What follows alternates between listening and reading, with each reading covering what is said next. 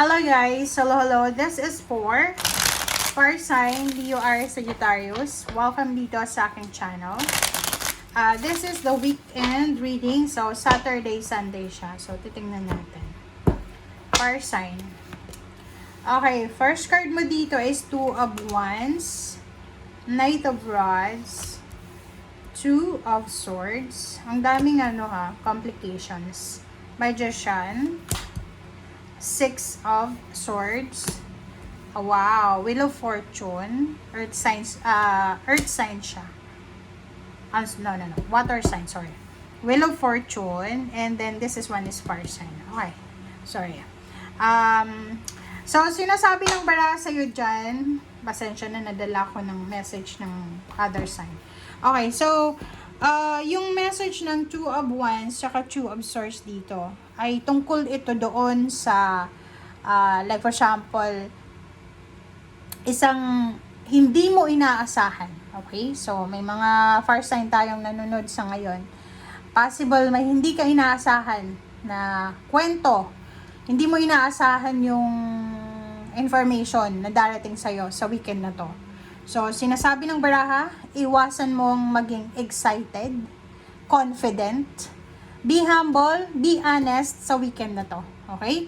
Sinasabi ng baraha na anuman daw ang darating sa'yo, whether it's good news or bad news, panatilihin nating humble tayo. Panatilihin natin na hindi tayo yung ma-pride, parang ganun. Or alam mo yon, yung parang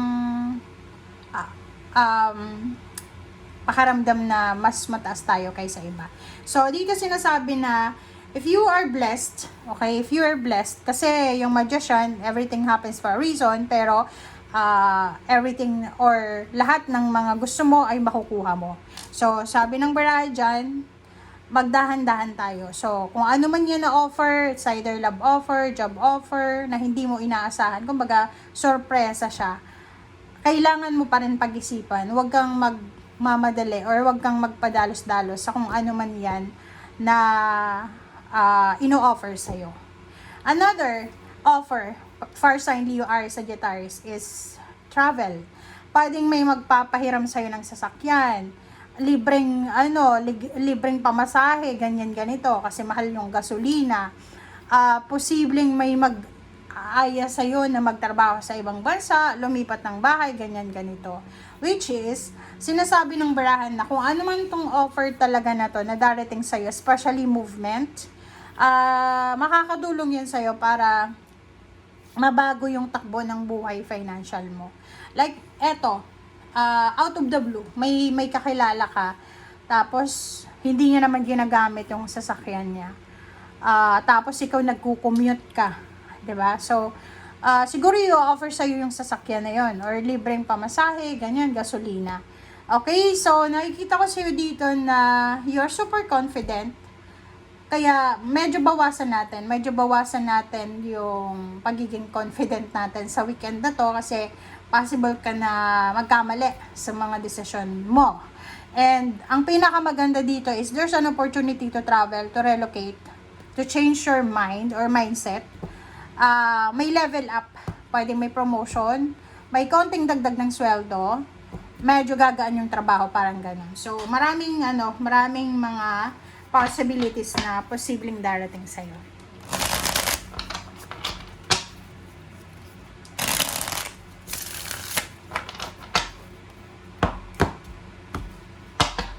Okay, Two of Wands and High Priestess. Oh, sabi sa'yo makinig ka sa sinasabi ng iyong intuition bago ka gumawa ng desisyon.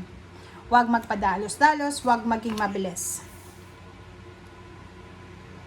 Magpakatatag ka kasi yun yung pwedeng maging problema mo. Hindi lang ikaw water sign, fire sign, kaya yung nakikita ko kanina parang same din siya ng earth sign. So, magpakatatag ka para labanan mo yung tukso na magmadali. Kasi sa panahon ngayon, 'di ba, like for example, magpa-panic buying yung iba, lalo sa gasolina. So, magdahan-dahan tayo huwag tayong magpadalos-dalos. Okay, Two of Swords. Ano yung kailangan mong pag-isipan sa weekend na to? Huwag kang mag-hoard.